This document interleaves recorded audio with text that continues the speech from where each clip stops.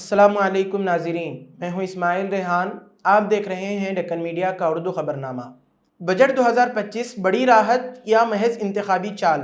12 लाख रुपए तक की आमदनी पर अब कोई इनकम टैक्स नहीं देना पड़ेगा। जी हाँ, ये हुकूमत की सबसे बड़ी टैक्स छूट है जो आज पेश किए गए बजट 2025 में दी गई है। लेकिन सवाल ये है कि क्या ये वाकई आवाम के लिए फ़ायदेमंद है या सिर्फ एक इंतखाबी हिकमत अमली? चलिए इस बजट के अहम नुकात पर एक नज़र डालते हैं। ये बजट कुछ लोगों के लिए बहुत बड़ी खुशखबरी है तो कुछ के लिए मायूसी का सामान। आखिर ऐसा क्यों? आइए समझते हैं। टैक्स में बड़ी छूट। इस बार हुकूमत ने नए टैक्स रिजीम में बड़ी तब्दीली की है। अब अगर आपकी सालाना आमदनी 12 लाख रुपए तक है तो आपको कोई इनकम टैक्स नहीं देना होगा। पहले यह हद 7 लाख रुपए थी, यानी 5 लाख रुपए का सीधा फायदा। 12 लाख रुपए तक कोई इनकम टैक्स नहीं। 15 से 20 लाख रुपए की आमदनी पर 20% टैक्स।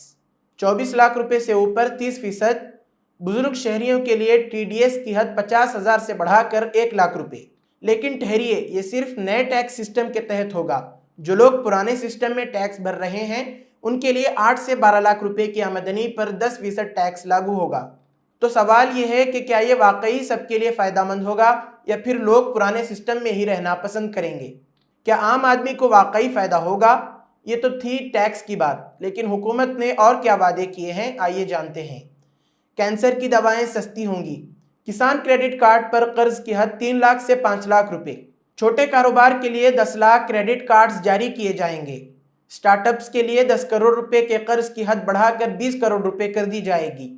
ये सब सुनकर तो ऐसा लगता है कि ये बजट सबके लिए खुशखबरी लेकर आया है, लेकिन क्या ये वाकई ऐसा ही है जैसा ये लोग कह रहे हैं? आइए जानते हैं अपोजिशन की जुबानी।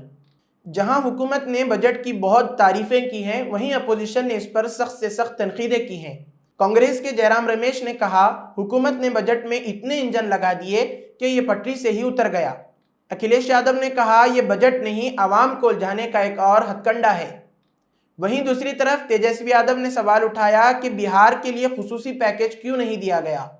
तो आखिर ये बजट अवामी फलाह का है या इंतखाबात को मद्देनज़र रखकर तैयार किया गया है? ये वो सवाल है जो हर किसी के जहन में गर्दिश कर रहा है। बजट का तारीखी पहलू क्या है? वैसे क्या आप जानते हैं कि निर्मला सीतारमन ने आज अपना 8वां बजट पेश किया है।